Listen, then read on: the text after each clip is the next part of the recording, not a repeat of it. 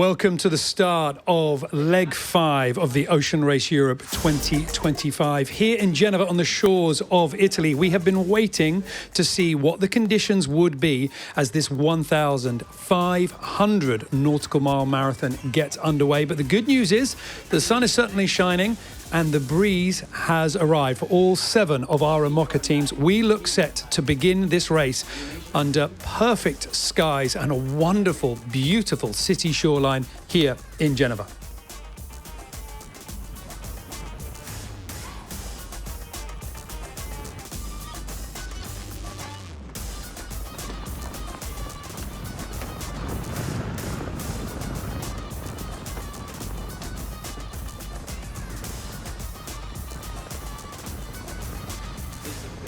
So Team Amala, Team Meilhat and the other 5 of our IMOCAs getting themselves ready to go. Team Holcim PRB just coming into view. The start line will be just in front of the shore here in Genova.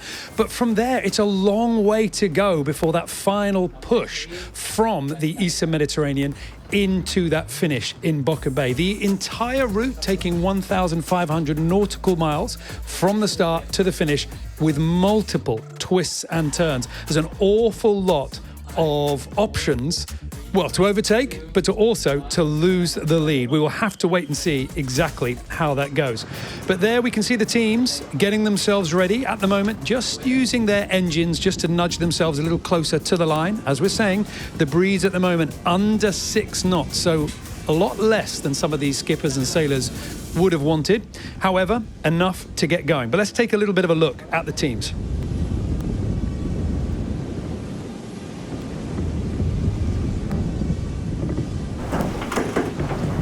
Well, first up, Biotherm and their winning streak came to an end with a third for leg 4, but this slip from grace does little to hamper their dominance at the event. Skipper Paul Meilhat has French sailor Amélie Grassi alongside him as always, as well as Frenchman Benjamin Foury and 27-year-old Carlos Manera, the Spaniard being a relative newcomer to the IMOCA circuit. For Patrick Arquet's Johan Richomme, leg 4's second place, but a huge smile on his face. But he needs the bonus gate and a leg 5 win to even think of winning overall. For leg 5, he's stuck with Corentin Roux and Ocean Race winner Mariana Labateau, but he's also made space for Gauthier Lavissie to join. The 39-year-old Frenchman has been with the Johan's team since its inception, leading the design team on shore. Today, he gets to race on board the boat that he has built.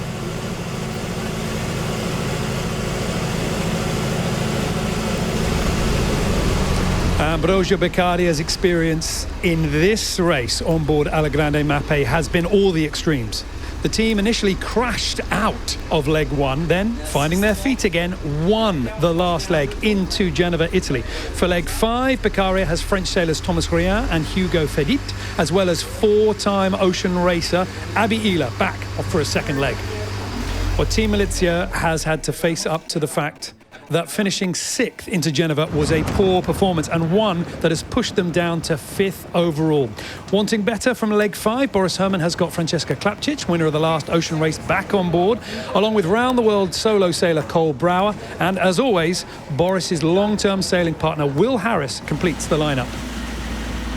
On board Canada Ocean Racing B Water Positive, Pip Hare has been deputised by Scott Scheuer for leg 5, with French sailor Sébastien Marcet and Christopher Pratt staying on board and providing trimming know-how. The new sailor for this leg is Australian Lincoln Dews, and he is taking on the navigator's role.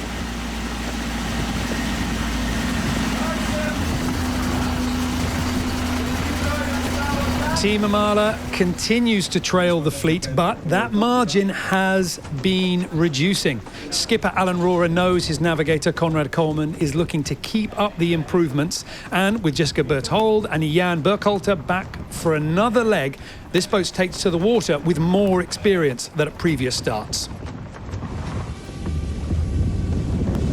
So, the teams now getting themselves ready. We can see Biotherm already with their large head sail out, ready to catch the breeze. And the 5-minute countdown is now underway here in Genova for the race start.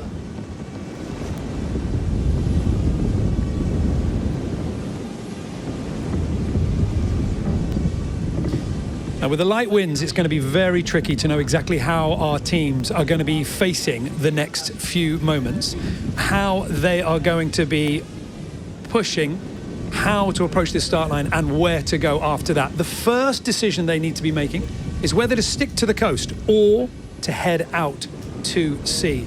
If you stick to the coast, you will get breeze at times, but it will also shut down. Sticking out to sea means rolling the dice. Boris Herrmann on the dock this morning was already talking about the fact that this leg, this race, the trophy indeed, could be decided in the very first move that our skippers make.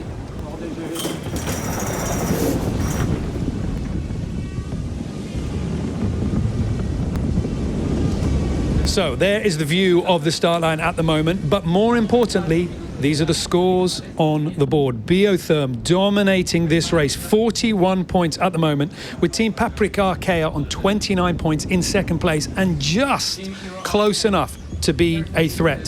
Team Holcim PRB on 27.3, with the mathematics continually being recalculated after their compensation score for leg one. Alagrande Mappé moving up into fourth after that leg win here into Genova, but only by 1 point, with Team Meilhat currently in fifth.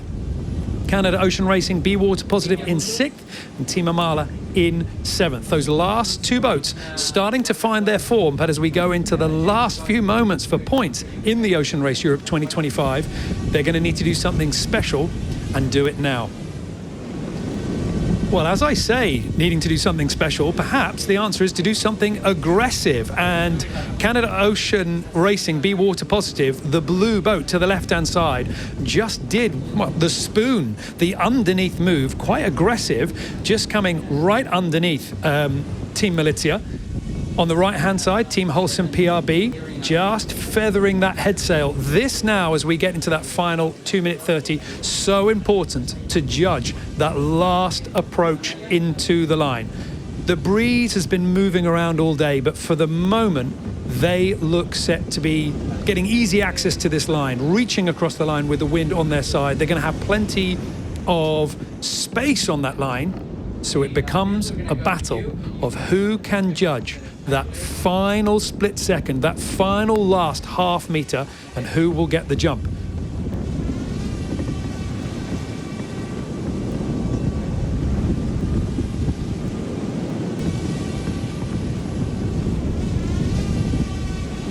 So from the sky, the 3D option, Team Amala, Alagrande Mappé Racing, starting to the right-hand side as we look at it at the moment. But have a look at Paprika Arkea on the left, coming in, or they should be coming in, with what will be the right of way. The question is, can they make the line with pace in a way that forces the other boats to go? There, they are just coming into view on the left-hand side. Paprika Arkea now coming in.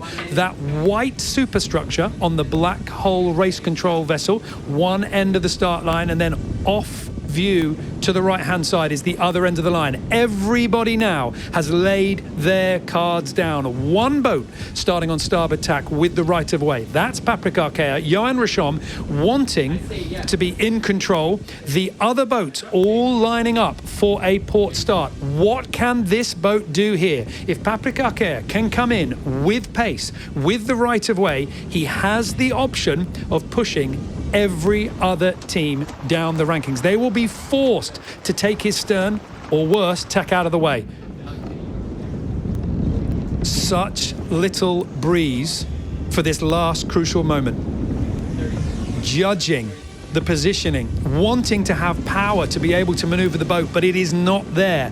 The team that is in control at the moment, Johan Rishom, on board Paprika Arkea, Canada Ocean Racing, Be Water Positive, they are in danger here at the moment. They are looking to tack, but they've got their biggest head sail up. It is not so easy to roll this boat over.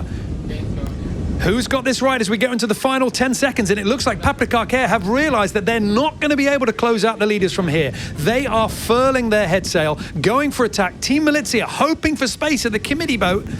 I do hope the race control team are safe on board that committee boat, because they are going to have an awful lot of hardware bearing down on them very close here. Paprika through the tack, trying to hold their ground. Canada Ocean Racing, Be Water Positive, have really been pushing from that far side. Alegrande Mappy with a good move, but is it Team Militia who has been able to slip through here? They found enough space at the committee boat, and they look like they have just been pushing their bows clear of Paprika. Johan Racham had a good approach. He had the rules on his side, but that extra last turn he decided to do has scrubbed the boat of speed. Meanwhile, behind, Biotherm, coming off the line at the moment in 7th place. It is early days in this leg, but the one thing that Paprika will be wanting is for Biotherm to be on the back foot. And right now, this is not a good start for Paul Meilhat.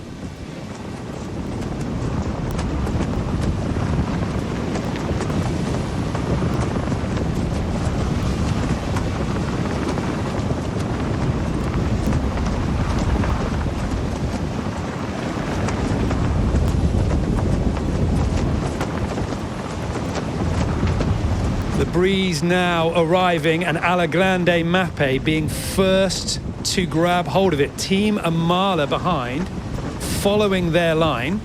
And right now, Paprika, the boat that looked as if they had so many options approaching that line, has been swallowed up. They've got Canada Ocean Racing, Be Water Positive, on top and stripping their breeze. And they have got Team Militia to leeward, squeezing them up. Interestingly enough, Biotherm, the boat that stayed back, perhaps part of a master plan to just keep their options open, worked pretty well for them. But that is all IMOCA speed, and that is going to be the interesting question. So who better to help me answer that question of have Biotherm actually played this one incredibly well is maybe the winner of the previous edition of the Ocean Race Europe. Joining me for commentary is Annie Lush.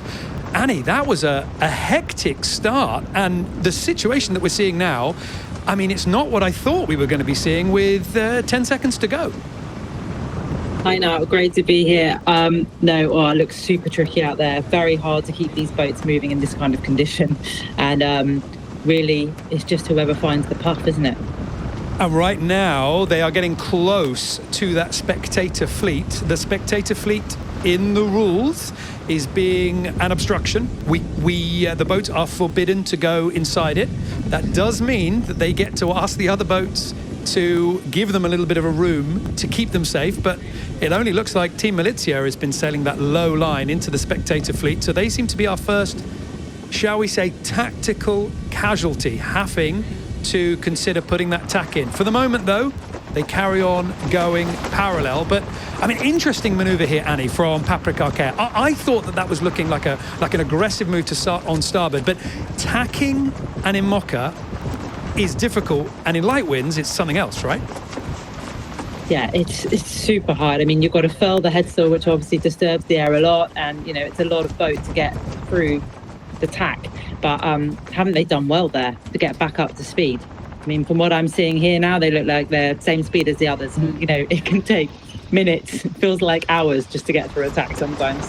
I bet that tack, when they called it, when they decided we're going to have to flop over here, probably a tear in the eye is probably a bit dramatic, but definitely a sigh of resignation.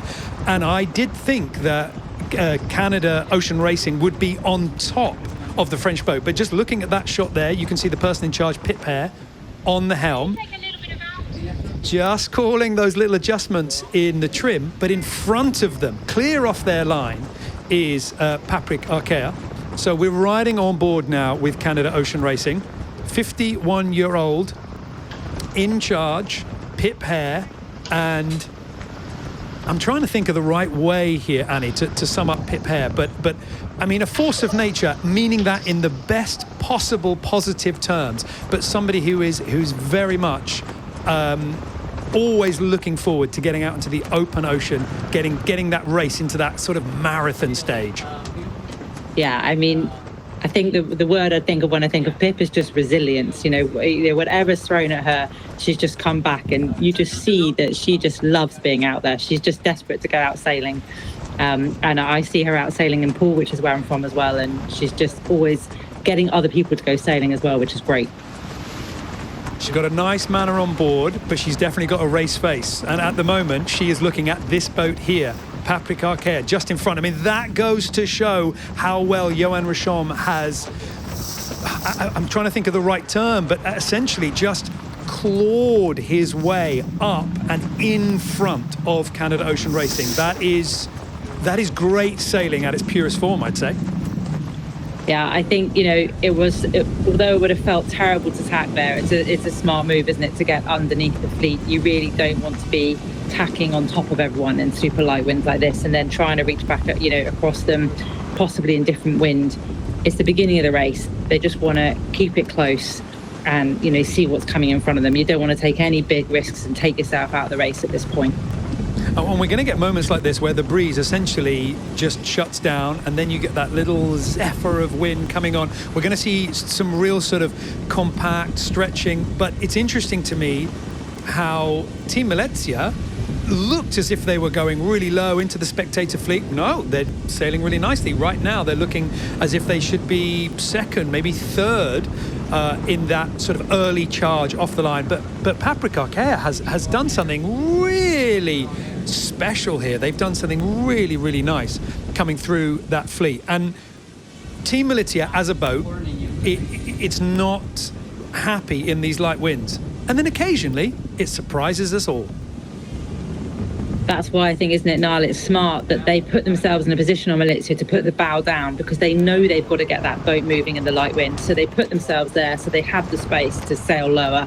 And now they're slowly kind of winding it up. And, these boats are all different. You've got to accept that you've got a certain kind of boat and it needs to sail the angles it needs to sail. So they've done a nice job, I think, of sailing their boat in that start.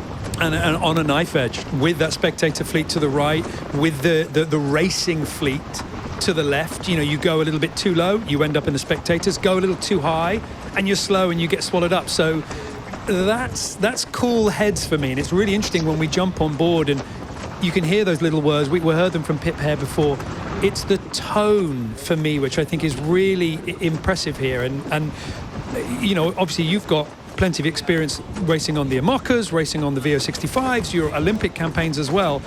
How important is it in these light winds to sort of try and dictate an emotion, a vibe on board the boat that is best suited to the conditions? Yeah, I think it's the hardest conditions in some ways. I mean, I always feel like the doldrums is the hardest part of the ocean race, and the Southern Ocean is sometimes easier because you're fighting against nothing. There's no wind, everyone's frustrated. And the thing is just to keep the focus, because, every metre here is important. And so you've got to fight for it like you're fighting it for in the Southern Ocean. But with that calm, because obviously you can't get on the grinder, you can't use any of your energy. They've all got loads of anxiety right now. They're all nervous. It's the start of a race. And you've got to find somewhere to put that, because you can't move. You've got to speak calmly. You've got to do everything quietly. I mean, I guess that's why we're seeing the crew out of the cockpits, forward in the boat. Those little movements, half a metre of a few kilos, or certainly your body weight, really makes a difference here. The sort of moving around the boat like a cat in silk slippers. Yeah, definitely moving slowly, and also, but these small movements and trim, as we saw Pip doing, are also, really, really important. And actually, it's in this condition you've really got to kind of work the sails the hardest. And it's not just the sails on these boats, there's everything under the water as well. There'll be quite a bit of keel trimming going on at the moment, possibly be to leeward, trying to get it back to centre because there's lots of drag. So there's actually quite a lot of elements you can't really see that are all in play. And as you say, everything's got to be done like you're a cat when you move around the boat, or someone's going to yell at you. I think it's really important for people to understand that if you're new to sailing, or if you haven't done too much of it, what we're talking about here is we're talking about these boats racing in far less breeze than they'd like, so they're always underpowered. But if you are sailing in 4 knots of wind, and then a small gust come through, which is then 6 knots of wind. In terms of a percentage increase, it's massive. It's a huge gear change, even though it's just enough to sort of lift the hair off your forehead.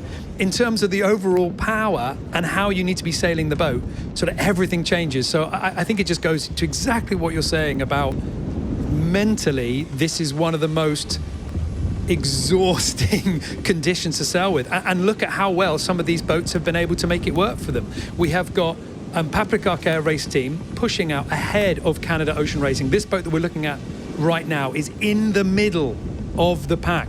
To the left-hand side, just out of view, is Team Milizia. Closer to us, but underneath that aerial shot that we're getting, is Alagrande Mappe, Biotherm Racing. There we are now looking from Biotherm, and you can see we're not that long from the start. I mean, a few minutes maybe, and Paprika is already pushing out. On the dock this morning, I mentioned it earlier, but Boris Herman was saying these first few choices that you make will potentially give you a 5, 50, 100-mile lead, as the early stages of this leg are all going to be a sort of fight for breeze. So let me take you there to that point, because as I say, you have raced around the world plenty of times. You won the last edition of the Ocean Race Europe. There's this question, I'm sure, that's facing all the navigators, which is, are we going the right way? How much time do you spend looking at the rest of the fleet and thinking, are we all happy about this? You know, like, how nerve-wracking is it being the first boat to have to make a navigational decision? Yeah, I mean, for sure it's nerve-wracking, and also because, you know, you respect your competitors, you know that they are all studying the same weather as you, the same things as you. So if they're not deciding to go, you're thinking, I respect those navigators a lot. Why are they not doing this? Yeah. However, that doesn't mean, you know, maybe they're deciding they don't want to take any risk. And actually, when we won the ocean race in Genova, but different part of the leg, we were the only people that went, you know, to the north of the Med. And the choice they are trying to make here, which is so hard, it's been such a hot summer. The sea is really hot. And now the air's cooling down here. It's basically the same temperature as the sea. So we're in stalemate here. We're in a standoff, which is why we have no wind. And the navigators are trying to decide, we're going to go into the night now. It's not just about what's happening right now. Going into tonight, is there still going to be some breeze by the land, or is it going to be offshore? You know, what's going to happen when the air cools down, when the land cools down? And that's what they're all thinking about. And there is no right answer. And in this breeze, when it is this light, when it is this patchy, when being just 100 meters to either your left or your right can make all that difference as suddenly one small localized puff comes through. In this breeze, it is, I would say it's like 10 times more painful when you get it wrong. You know, because if you do sail out of the wind, if you do go, oh man, they got the right end of the start, they're starting to creep past us, it's a slow, agonizing bleed, and you can do nothing about it. Yeah, you're absolutely right, Niall. And I mean, you can see that just tacking is so expensive, especially if it's not in a puff. Sometimes in this condition, I think you also just have to accept, okay, we're here, we're not underneath that cloud. I mean, there is actually nothing you can do about it. It's not like you could have double tacked up. That, you know, there was no option. So you've just kind of got to be at peace at that and accept that people are going to close into you, and, you know, that sort of bungee cord to the next boat is just going to be there in this, and you just got to sit there and suck it up. Right now, I'm sure that all the crew forward on all of these boats, as we look at Alagrande Mappe, who are in good form right now, arguably they might be leading the fleet. I mean, judging by that angle, it's pretty much between them and Paprika Air, but all of those crew forward on Alagrande Mappe will be thinking, well, what more can we do? You know, what more can we do? And that thing where you just think, nope, the only thing you can do is just sit there, keep your weight in the right place, and try to remain calm. And just looking at Abby Ehler on board Alagrande Mappe, a sailor that you know, of course, very well, having raced with her sort of around the world. It's really interesting to watch the skippers. Obviously, there's only so many sailors in the world. There's only so many people that you can pick. But with this new sort of IMOCA fleet that we've had, that change from the VO65 to the IMOCA, then we come into the Ocean Race Europe, much more sprinting. Are we seeing fundamentally sort of different asks and requests from the sailors that they pick? Are they looking for fundamentally different skills? Or ultimately, is it just people that can keep the concentration up and keep working in the middle of the night? Yeah, I think it's a good question, Niall, isn't it? And everyone has a different approach, but I think the most important thing is that, although it's a smaller team, it's still a team. And so it's not really so much the individual, but, when you add them all together, have you got everything covered? A big thing on the IMOCA is definitely that, they're complicated boats and they do break quite a lot, and they're pretty hard to maintain. So, fantastic to have someone like Abby on board, who not only is a brilliant sailor, but also can fulfill a load of other roles, which are just as important, because when you stop in the IMOCA, if something happens to your oil, you're going half speed. On board with Team Imala and looking forward and right off that boat, the rest of the fleet going that way. We have not had any team breaking free and tacking. Now, we said, or certainly the race control team said to me before we came on air, they said, look, everyone's wanting to go right. That's where we think the action's going to be. Everyone's wanting to go into that coast. Just looking at that shot, the boat that we can see furthest to the right, Team Militia, seem to be pushing down that way. So that seems to be where everyone's going. But then as I say that, now is that Team Paprik Arkea on a bit of a course adjustment there? Certainly they seem to be pointing a long way left. I think from there, that almost looks like Paprik Arkea have tacked over. We will have to wait and see exactly. If they haven't tacked, they've certainly come right the way up. No, I think they've come right the way up. So that talks to the difference in the breeze. Paprik Arkea now suddenly pointing a long way further up. They've really come up there. I mean, is this Johan Rashom getting insanely lucky again? He was forceful on the line, didn't work out. Then, okay, give him his dues. He sailed beautifully off that line. And now, because he's the first into the new breeze, and the new breeze looks lovely. And look at that line of breeze. You can just see that shift. Either he can split the wind in half or he's had a shift, but I think that looks like a good 20-degree shift there. And as you said, it's so important to have that speed off the line. And I thought, to be honest, everybody was going to sail over him, but he's done such a good job of just getting the speed forward, getting his nose forward and everyone, and now he's reaping the reward. And if that breeze stays for him, the big loser in that will be Team Militia, who will be, you can see them on the tracker on the right-hand side of your screen, but they will be in the distance and right as we look at there we go, perfectly timed move around. There is Team Militia. You can see what almost looks like the light winds, the hole between the breeze, which is just lifting Johan Rashom and the rest of the crew on board Paprik Arkea away, down south, off towards the course, where Team Militia seem to be struggling a little bit. Now, Johan Rashom, I think, is a really interesting character here, Annie, in terms of a racer. In the last edition of the Ocean Race Europe, you were in the IMOCA class. He was in the VO65. You won. He won. I'm sure your paths wouldn't have crossed that closely, and obviously this is his first IMOCA entry into the Ocean Race. But have you been able to get a kind of a read on him? Because he seems to be someone that he seems to have wildly different personalities depending on how well the race is going. His sailing is his passion, and if it's going well, he's a happy man. If it's not going well, he's something else. I haven't sailed with him, but I have seen that a little bit. But to be honest, I see more by what he's doing. And to me, he looks, he's come through the figure. He looks like someone who has done some small boat close racing, because it looks like he's trying to take every inch all the time. And as you say, he crosses off a competitor. He's really happy about it, like an Olympic sailor. And when he loses one, he's gutted. And not that offshore sailors don't think that too, but they tend to have a slightly sort of more longer term, relaxed approach. And you're right, with you see that he's got that real hunger to race. And if you're near him, he's racing you. Doesn't matter if you're in an IMOCA and he's in a 65 or whatever.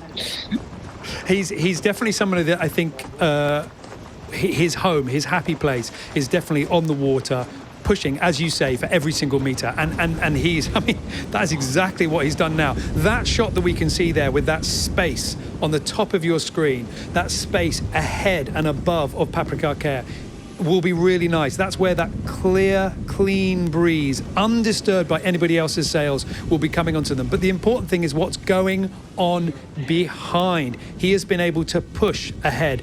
Just as I say that, the head, the leading front of that jib that he's using, that head sail that he's using, just starting to break a little bit. So that run that he's had for the last 2 minutes in terms of breeze might be coming to an end. But look at the distance he's been able to pull out.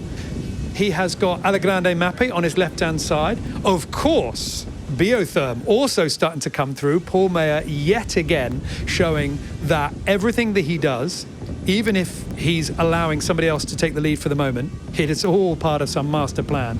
But Team Militia, we are having to pull back a long way here, and it is open space between Paprika Arkea and Team Militia. These two were neck and neck, bow to bow, off that start line.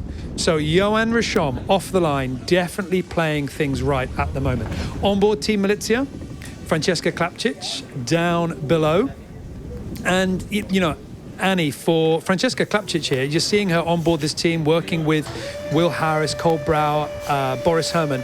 But for Francesca, there's a leg here, there's miles to be won, but there's also experience to be gained on this boat, because this boat will soon be hers, you know, for the Vendée Globe. Yeah, absolutely true. Now she will be taking this boat around the world by herself, which I think is quite amazing. I've known Francesca for a long time as Olympic sailors originally, so the idea she's now going to go solo around the world, well, I still think she's nuts. But yeah, this is a great opportunity for her to learn. I mean, also she's adding quite a lot of experience here, because being Italian, and I've been to her home, it's pretty close to here, so hopefully she's got you know, a few little secrets she can pass on. But this is definitely a hard position to be in here to leeward. I hate this position now, seeing everyone just breezing past over the top of you. And, you know, you've just got to remember that they've gained that much in a short space of time, so it can always switch back. It's snakes and ladders out there. It's so true. As quickly as these leads get built up, they can be wiped out. And for Team Militia at the moment, we've got Boris Herman and Will Harris up top, looking out. Cole Brower with a head just out of the hatch at the front. Realistically, options-wise from this point, they're on this trajectory. They're on this line. That's it. They can't really put a tack in and head out to the left. That would kill their speed. They don't really have the option to hunt lower for more pace, because there's hardly the wind there, and you can see their sails. They're only just full enough to fly. If the wind starts to go any softer, we're going to see that cloth hang limp from the rigging. So realistically for them, I guess one consolation is you just go, okay, well, we're on our own personal race now. We're on our own personal battle for the next 2, 5 minutes, maybe 5 hours. But we've just got to do what we can. So the boat which came into this competition, known as the heaviest, known as the Southern Ocean workhorse, is struggling in the light winds off the line here in Genova. They struggled on the last leg. They got their worst result, and Boris Herman did not sugarcoat it. He said, coming into this city here, I had a tear in my eye with our performance. Finishing 6th is very much outside of what people would have predicted for that boat. But we will see what they can do as the luck goes to the other 6 teams getting that breeze, as we see from the live image, coming down from the top. Meanwhile, for the lead, it is Paprika Arkea, but Alegrande Mappe has been pushing onto them. Those are the 2 boats you can see on the right-hand side of that live picture. And it does look like they've both got a bit more breeze up there. Such patchy conditions out here in Genova.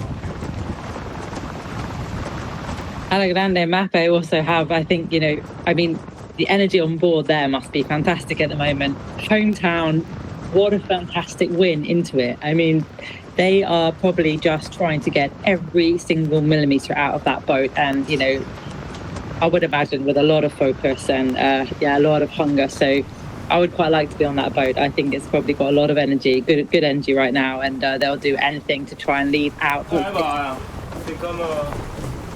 Thomas Rien, the former owner of this boat, handing the keys over to Ambrosia Beccaria, and on board with that new skipper to hand over a little bit more than just machinery, but also knowledge as well.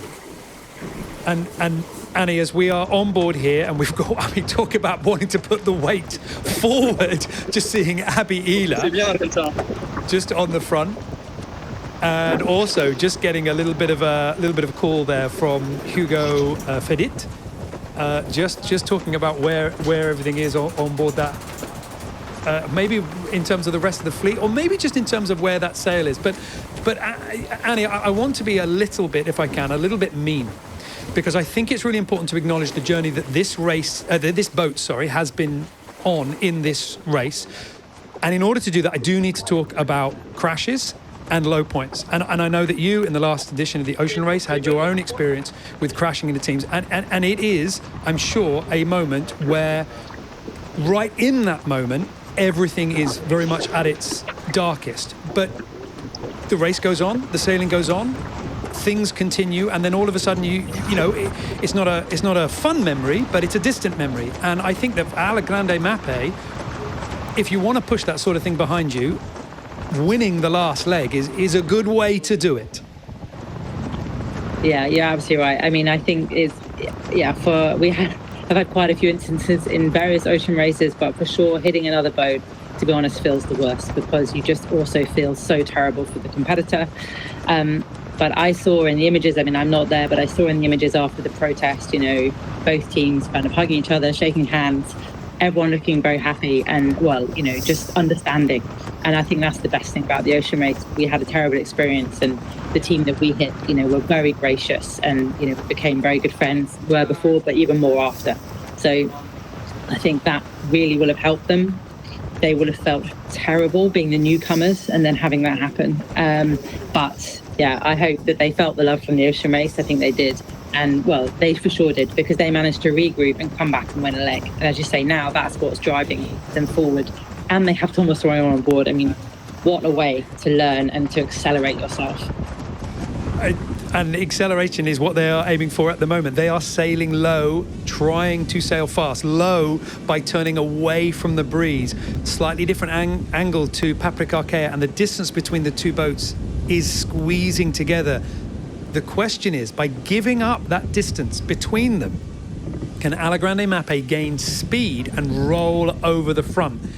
They're just about doing it, but soon those two boats will be very close indeed.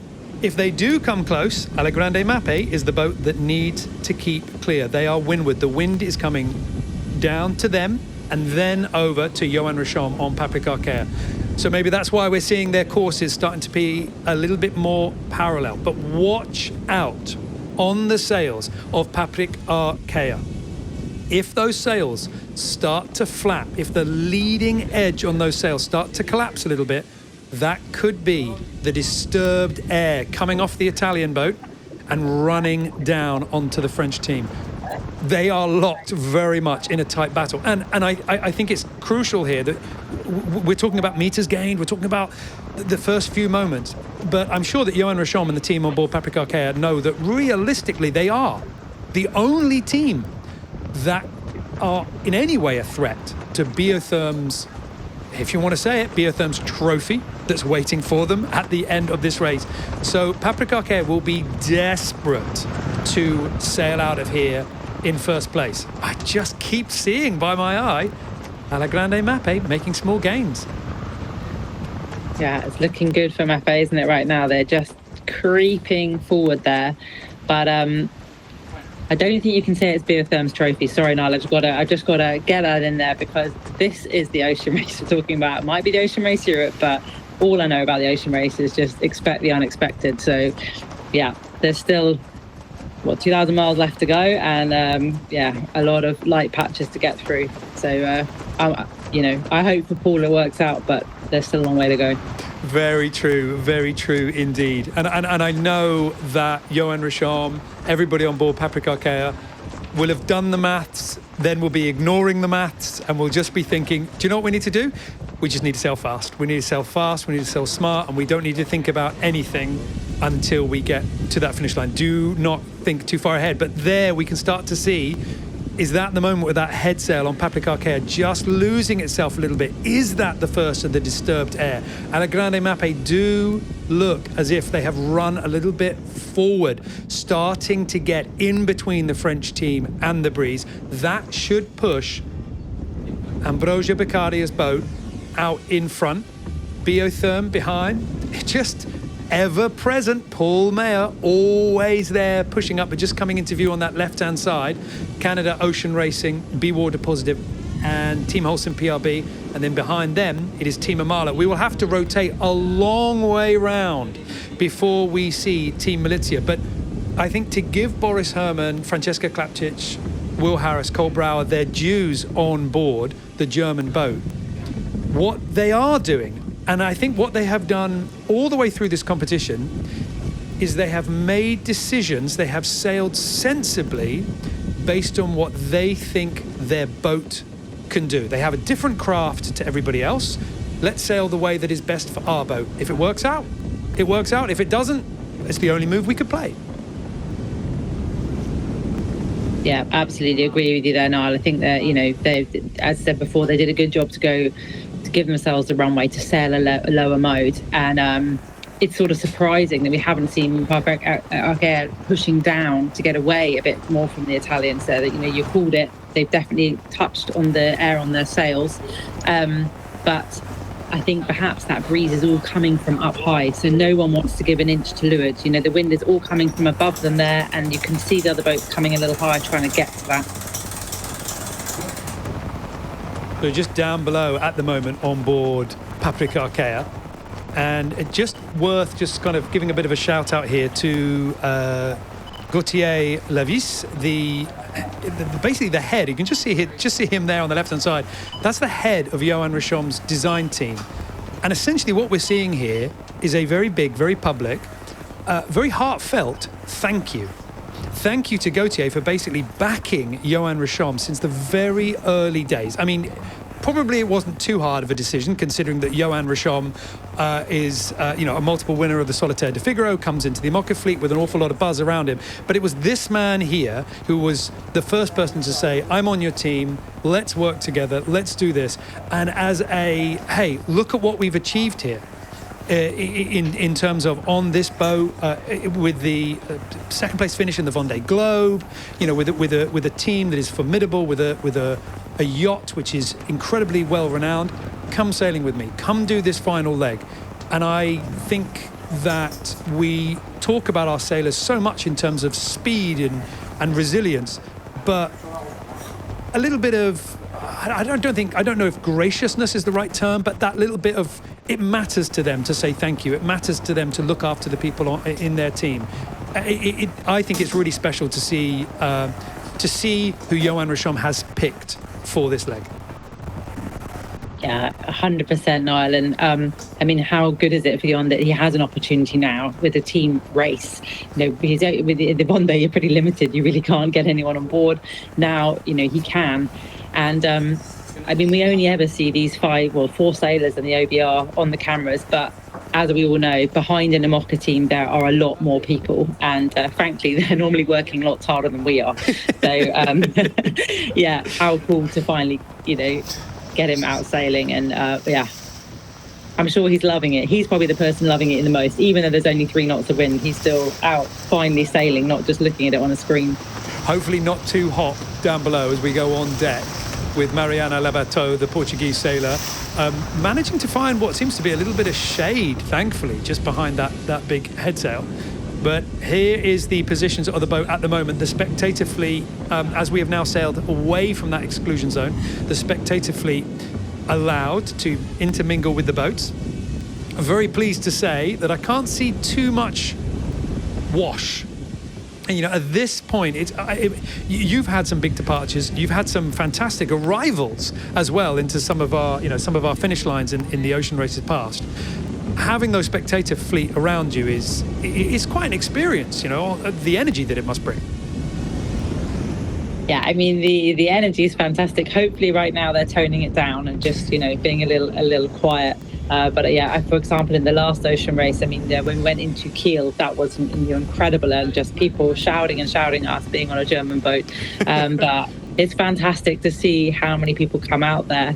And also in the ocean race, sometimes people are quite far offshore and, you're surprised that they've come all the way to see you. But when you've been at sea for 25 days and there's someone waving at you, it's pretty cool, actually. And just from a fan point of view, it's amazing that, we've got cameras on board, the OBR's obviously giving us all these feeds and everything. But in terms of the boats, you never really get a sense of how impressive these boats are until you get close. I mean, it's also pretty nice to be there and you can look at the sailors and go, wow, there's this person that I see as a dot on a tracker going through the Southern Ocean and bearing the worst of the world's weather. And there they are, they look pretty much just like me. I mean, apart from the fact that they're wearing branded kit and they're doing quite well. But it must be something quite special, I think. Whenever I've had the opportunity, it's definitely been special to me to get out there and be able to get close to these boats and see how it's going.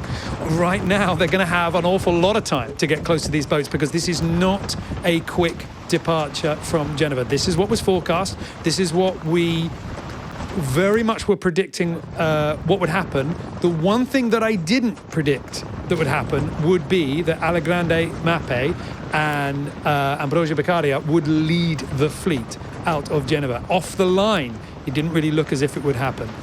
But it has, and they have sailed clean over the top of Paprika. Now, I think one thing to mention here, it's just interesting that Johan Rocham, as you say, Annie, didn't do much to defend against it. Yeah, I mean, he probably didn't have many options, but because Militia had sailed so low originally, he did have a nice space below him, so he could have pressed down. But I think, knowing him, he's looking long-term here. Yes, short-term, maybe pressing down away from Mape to get a bit more clear breeze would help him to stay out of their bad air for longer. But long-term, if the wind is coming from up above them, he's going to sail himself away from it. So he's making a good long-term decision here.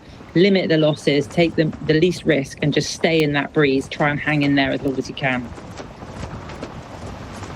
And there's not an awful lot of breeze out there at the moment. So I think everybody's just playing the long game, aren't they? Everybody is just sort of thinking, okay, stay in the right position. Let's see what we can do. At the moment here for the start of leg 5 of the Ocean Race Europe 2025, we are waiting to see who can get that first jump. It is Team Amala at the moment who, let's be honest, true to form, is at the back of the fleet. They have been able to close up and push a little bit closer to the rest of the boat as the race has gone on. They are on a very steep and productive learning curve, but the time is running out for this boat. They knew, they always said their stated goal was that long play, not just in months, but in years, building the experience for Swiss sailors. Conrad Coleman on board in the sweat box down below, providing the power for the trimmers to control the sails. The comm system on his head, just linking up to Alan Rohrer on the helm and the rest of the sailors as well up the top. It's just so that they can try and keep this boat moving forward. But they will know that this boat is slower than the rest, and the rest of the fleet do have years of experience. So any miles lost at this early stage will be very difficult to win back. I'm not going to rule them out because, as I say, they have surprised us closing up those distances. But they know that if they want to do something to write their names into the performance books of this event, they need to do it pretty soon. I think, if I was them, I'd be thinking about the fact that actually it's good that there isn't a consistent breeze here. When you're slow, what you don't want is consistent breeze. Actually, you want some chances, and there's going to be some chances out there in this leg. Maybe not over the next few minutes, but over the next couple of days for sure. So that's going to play to them, and you never know what's going to happen. They might find that bit of breeze, and they might go a different way and find the breeze. So I think you can't keep it hanging over you. If you think your boat's not the same speed as everyone else, you just got to keep sailing with what you've got and see what opportunities open up. For Team Holcim PRB, as we go on board now with Rosalind Kuiper as the skipper, they're in a very different situation because they do have a fast boat. And that boat, just walking around the shore side of Kiel at the beginning of this event, a lot of the sailors from the event, skippers from the event, were tipping Team Holcim PRB as the boat to watch. And Okay, in the opening stages of this final leg, they are finding themselves struggling for a lane, struggling for a bit of pace. Right now, they are ranking, I would say, probably equal with Team Militia, but down in 6th place. But they know their boat can be fast. So, Roslyn Kuiper will be pushing pretty hard. There's just enough to keep these things going. There's barely enough wind on the water to cause much of a wave, but that mast reaches very high as we go on board now with Canada Ocean Racing Be Water Positive. And that for me is the perfect image of a, shall we say, a dinghy sailor. This is the Australian Lincoln Jews on board, and just that dinghy sailor wanting to move. Where's that breeze going? Can we go down? Can we go to here? Can we go to there? This is somebody that has been sailing wing foiling. He's been getting into class 40s, making a name for himself now in the IMOCA fleet and taking on the navigation on what could arguably the trickiest leg, with someone like Pip Hare looking over your shoulder and saying things like, are you sure about that? Are you sure the wind's going to go that way? So he has a chance to do something pretty special, but he's going to be feeling the pressure for sure. Yeah, what a cool opportunity for him, but also great for them to have someone with those different skills on board, I think, and someone you can see the energy he's bringing there. I mean, the boat's going nowhere, and he's, if he had eyes in the back of his head, he'd like it. He's looking everywhere, trying to find a patch. I'm actually wondering, Niall, if we're going to see someone go up a rig soon to try and see the breeze. That might be something we'll see them do at least before it gets dark. But it is a lot of effort on a IMOCA, and it is quite a lot of disturbance. So I don't know. That's a very good shout, and it'll be interesting to see if one person does it, does everybody else do it? For the moment, the interesting thing for me is that everybody is happy going the way they are. Nobody has broken ranks. On board with Biotherm, holding their line. Down to the right-hand side, they've got Team Paprikaker. Just in front of them, they've got Alegrande Mape, but Paul Meilhat is sailing nice and clean at the moment. He's been able to avoid a lot of the drama from the starts and the tight squeezes, just been able to hold his own and get himself up into 3rd. And from everything that we have seen, Paul Meilhat, he'll be making every decision here thinking, well, do you know what? If I can stay in the top 3, not only does it keep the points on my side, but if I can be in the top 3, I know we're quick. I mean, it's not arrogance to look at the results that you've had in this race so far and think, come on, the odds will be on our side if we get into a boat-on-boat situation, that we should be able to do something special. So I think maybe not the dream start for Paul Meilhat, but absolutely a good beginning to this leg. Yeah, really good start. I mean, he's such a cool customer, isn't he? Just look at him there, just looking at everyone to leeward. And I don't know. I don't think Paul will be taking anything for granted. He's such a modest, such a nice guy, to be honest. I mean, but I'm so excited to see him do so well in this race. He actually has a lot of experience now in the ocean race, in the IMOCA, more than anyone else. And he's had many things go well and many things not go well, but how cool that it's all coming together. I mean, I'd like to say I think he deserves it. I think he creates such good teams. That's the feedback I had, at least from, the friends, Mariana and Marie that sailed with him. They love being part of his team. And I think that he is showing that now. He's created such a good team, and they can get through anything, and I think he'll just have that confidence now. On board with Paprikaker, Johan Rishom, the boat that was lining up for the aggressive start, bailed out, but somehow wriggled free to create a new lane, and they have one boat pushing over the top of them, which is Alegrande Mape. But for the moment, Team Paprikaker looking solid, in about 2nd on the water. But remember, it's a good 200 miles to run to the first mark. And the whole leg in total is 1,500 nautical miles. We have got a long way to go for these boats that are really used to stretching their legs on the open ocean.